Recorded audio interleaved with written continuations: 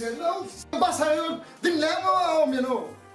Dinle yapırım. Ay gitmesene ha, ben ne tanımadım. Hiç ben ne olsun. Nimetten ha, maydan. Evet ya bu ulan dayı. O 2 tane bilastık asıyor. Gel kana. Hava. İsa'yla bileceğim o. Gelin o. Ankara'da gelin müşteri ödeme çek oturuyor. Bir muhtalyan değil. İşte mi ameli? Ay ağam her kimin arzı vardır ha. Her kim var kıvarmayız maza. Bir muhtalyan bakmadan neden her kim fana etsiyar o. O gelin ödeme çek oturuyor. Geliyor geliyor. Selamünaleyküm. Aleyküm Aleykümselam. Olmuyor da. Olmuyor. Olmuyor. Nasılsın gömleğimi? Ma. Oğlum değil mi yaldarım? O değil. Oturun. Gel. Otur. Az bir öğrenci söyle. Var. Öğrenci söyle. Ne ister mi? Hav. Ben yani toyu yetişmeli. Saltırak. Saltırak. Tatlı. Satacak değil mi? Dur bana hav cuma ya. Sus dur hav. Cuma. Dikişte hav. Ay tatlıydı ha. Tatlıydı ha. Cuma ya ne besliyor?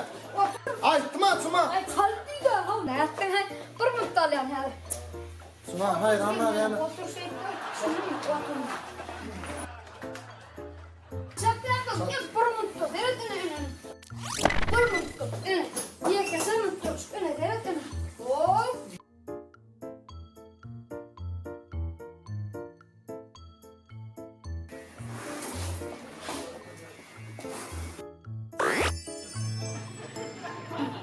Ene, karasana ene.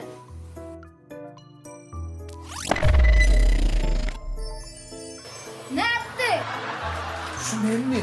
Oğudun. Hatta Allah. Tağır kadın. Yaman çalıp koydum Ay lan. kantallıydın da. Tağır. Kaç çaltandım. Olya. Gel dur. Olya.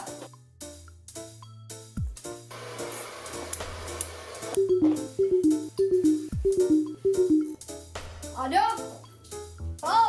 Geldin mi? Avo. Borlu. Borlu dasında karısı ver Borya. Bor abi. Gel elini. Bor amca. Borya. Esselamu aleyküm ağaza. Bu aleyküm et bana. Valla. Ay ya çeşit fasalalla. Var değil mi? Geç. Nasıl denemediler mi? Oğlum ay kovluk masraftıran gayret ederdim de. Kaçam ötürüm. Hovuk gelme. Oğlum. Kafan ya. Ne saltada çocuk oldu da. Var mı tanıtam oluyor mu?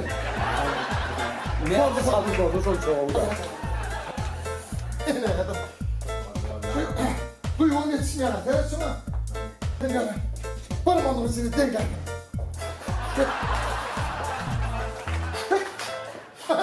Yine. Kıymalarını otur. Yine. Abra. Katabra. Üç. Feridun. Ömür var. Hovuk gerek. Oğlum. Yine. Ne yaptın ben bunu?